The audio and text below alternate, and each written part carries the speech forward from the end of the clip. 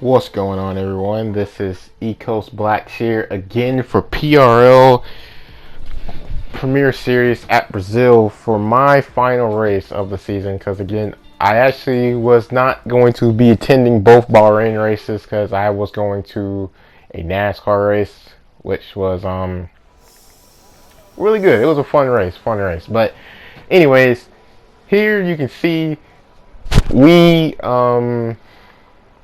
have rain expected. And at first I thought we were going to have rain early on, but you can see with that sun at 15 minutes and then 30 minutes with the sun, I noticed it was going to either be really late or no rain at all. And you can see with 45 minutes there's no rain to be expected. So I think even if we had two safety cars, we might get it. One safety car was still pretty unlikely, but three safety cars, I think we would definitely have rain, but two safety cars is probably 50-50 depending on how long it takes us. So, but here you can see we're going for the lap. We actually had to, there was actually a couple of laps in this where we had to back out of our laps. Like, we set a lap, but it was actually after we did a another cool down lap to, you know, cool the tires down, get the battery back up, because it was, again, you guys, if you know me, you know I'm not the best qualifier. I make a lot of mistakes in qualifying, so it's cost me probably a lot of points in tier 1. So yeah, I got to do a better job of qualifying. That's definitely one thing I think I want to work on for F122 is my qualifying pace. But you can see here we're not, as again, the mistakes not really on a good lap here, just kind of all over the place. But yet again, I think one thing I did learn about qualifying was the first lap, you don't really need to completely send it. You just kind of need to get a banker lap and then go from there.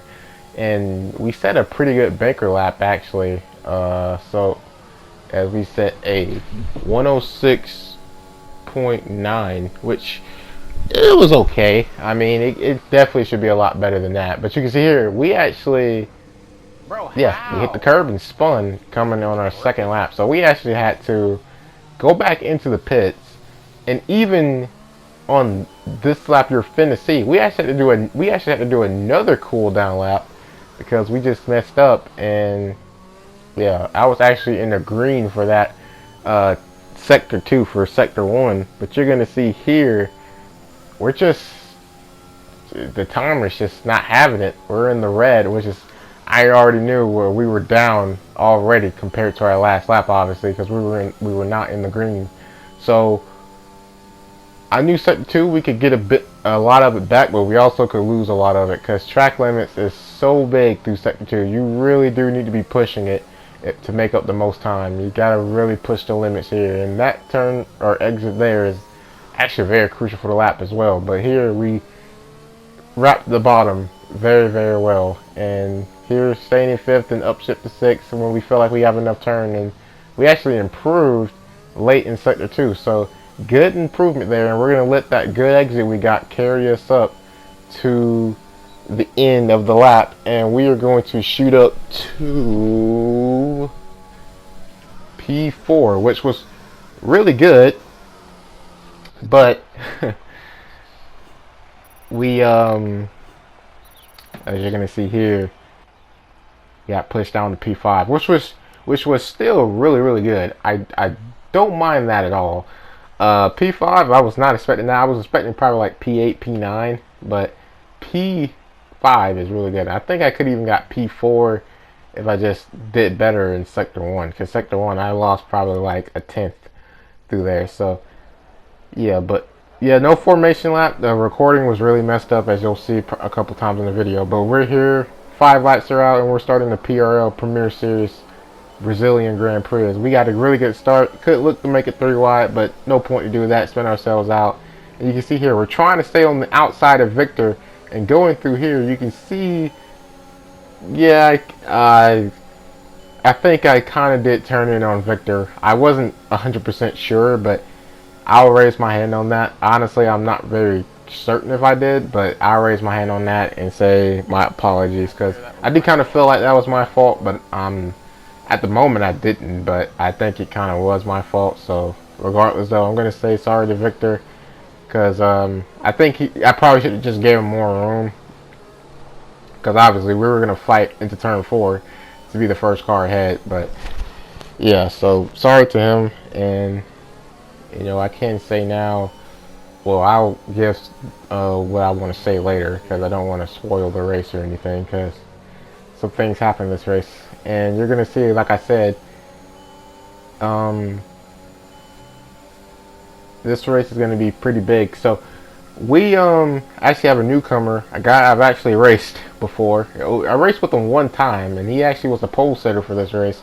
He joined very recently, like a few days right before this race, and he's QRT Molly, and I think he's only line only for this race. I think us three, Adri, Checo, and me, all are on ABS, and Calcis behind me is on no ABS.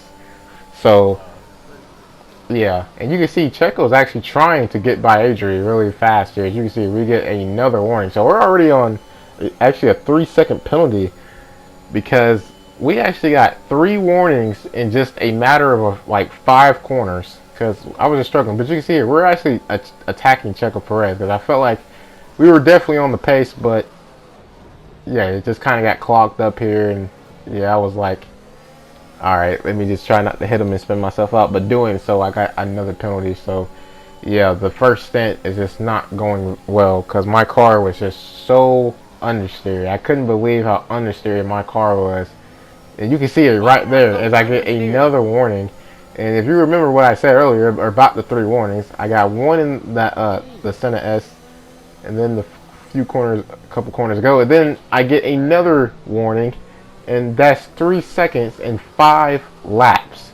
So I'm already at a disadvantage here. I've already have 6 seconds of penalties, and we're just now getting into this race. And Brazil is so tough on track limits. I only got 1 warning last season with track limits, really, because one of my 2 track limits I got pushed wide. As you can see here, Calcis is just gonna absolutely send it in on me. I wasn't really too pleased with it, but honestly, it was a pretty clean move. I was a little annoyed by it, but at the same time, I don't think I was really annoyed at him. I think I was just annoyed how bad my car was because I made a setup blunder and it just made my car very bad. But you can see here, Vihu retires, and that triggers a safety car. So now we are going to actually pit here, but I think if you actually can see it, I don't know if I actually did it here. Let's see if I did. I don't think I did for this. Yeah, I didn't do it. Okay, so we're actually gonna put on the mediums because they should help with the understeer with cooler temps. But you can see behind me, Cali Rob is actually on the softs. But coming to the start, Calcis, I believe, slowed down, spins the tires a bit, and we actually get back by. And luckily for me, Calcis was using a lot of patience. But you can see QRT Molly is actually not here. So I can tell you he actually got disqualified under the safety car because I believe the safety car was letting us by, and when he went by, it actually gave him the 2-second time or limit to give the spot up, and he didn't make it. But you can see we're getting dive bombed by a Mercedes Cali Rob, who actually leaves enough space and makes a fair pass. But now the thing is, we have to stay with them, which we are having a hard time doing because the car just still didn't feel right to me. I was really struggling with the car, and somehow I'm struggling this bad with a car that is actually running very, very, very decently. I don't know how I'm doing it, but I'm doing it because I felt like this car was definitely enough to run like 7th or even or 13th, something like that. But yeah, we're keeping it in 4th, luckily. But we need to stay in the DRS because I think the 2 or 3 guys behind me are probably a bit quicker than me. But I felt like if I could just kind of keep the penalties you know, no more penalties at this point. We maybe can salvage something out of this race. But you can see we are still struggling with the DRS, and I know Calcis is going to try to attack me here. So you can see I'm just too low on the battery, and Calcis is definitely on the battery. So we're going to go defensive because I want to stay ahead, and he actually didn't fight me. And I think he probably was maybe a little upset by that. But honestly, that was kind of too late into the corner. We would have just lost more time if he went for that move.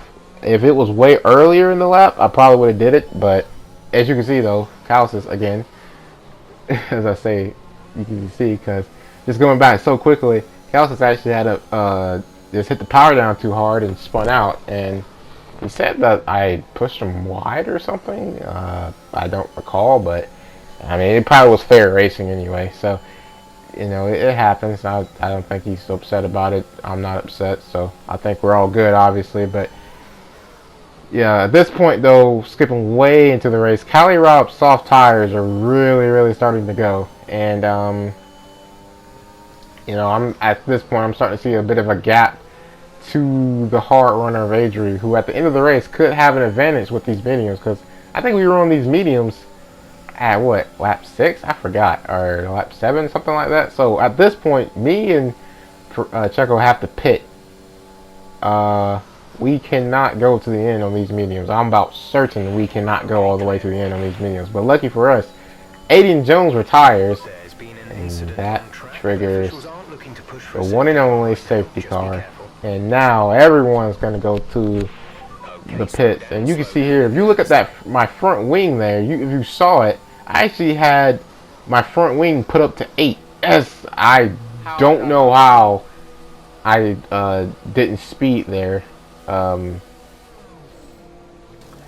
you saw my front wing was actually put up to 8 because I knew I was going to have understeer. So I made sure that I put the front wing up to 8 to just give me a little bit more oversteer so I could you know, help the car rotate just a bit better, because a little bit more front wing will help the car turn a bit more. So coming to the restart, Checo Perez, I can say, is running a very high downforce setup. So he is going to be very limited on the straight. And ERS management is going to be very hard for him.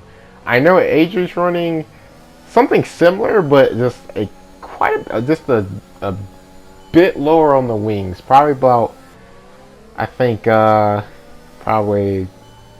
he's running like 4 clicks down lower on the rear wings and like a click down lower on the front wing. So in Sector 2, Checo should be absolutely a boss. But I think Adrian should be able to keep up with him and have an advantage on the straight. So at this point, it's all about absolutely acing that middle sector for Checo. And you can see Fruitful is actually started to run us down. But the leaders are actually going to go at it again, championship rivals. And, you know, at this point, I think pretty much the championship would have been locked up as long as Adri didn't have any, you know, issues or anything. He just needed to be 53 points above, and he's well over that. So right now he's just kind of playing it safe, but obviously still wants to go for the win as he tries to go around the outside there. And yeah, I don't think Checo was going to give him the room there. He pretty much was already into the corner, so you know, I'm pretty sure you didn't want him to spin out or anything, though. You know, it was hard racing. But coming on to the final lap, I wasn't going to get into the mix of this battle because obviously these guys were, you know, championship rivals. So I thought, you know what, let's just let them go at it. And you can see Adri is using the battery, but I'm not going to try and pass him yet, or not pass him off. But you can see he actually ran into the back of Checo, and he has wing damage. And here I actually tried to not get stuck behind him, and doing so I actually ran wide, and that gave me a penalty. But you see he's using the ERS here, and we think we made a little contact, I'm not sure, but yeah, we actually got by. So luckily for me, I actually was saving ERS behind these guys, and now we actually have a chance to win this race on track. Honestly, I kind of did want to win this race on track. I was like, you know what? What do I got to lose? Let's just try to win this on track and have some sense of pride. Why not? So, I do want to say though, the video did kind of glitch out. It didn't get the finish, so I had to, do some editing. So coming in the line, you can see, at first, I didn't think we were going to get nowhere near them, but we just gained a rapid bit of speed, and apparently we got it. So yeah, cool for us, but P6 was all we were going to get, and that eventually moved down to P7 because Victor had a 3-second penalty, but 2 warnings got removed, so he will pass me as Tia Fruitful gets driver of the day. And there is the podium, the 3 championship protagonists. But today was Adri's day as he won the championship officially. And yeah, that pretty much ends our season in PRL Premier Season 4. It was a really good season. It definitely had more potential compared than the start of the year or from the last few races, but I may do a review of our season and a premiere and all of that, showing some clips and stuff if I can. So yeah, this is Ecos Blacks here, and see you guys later for season 5 of PRL.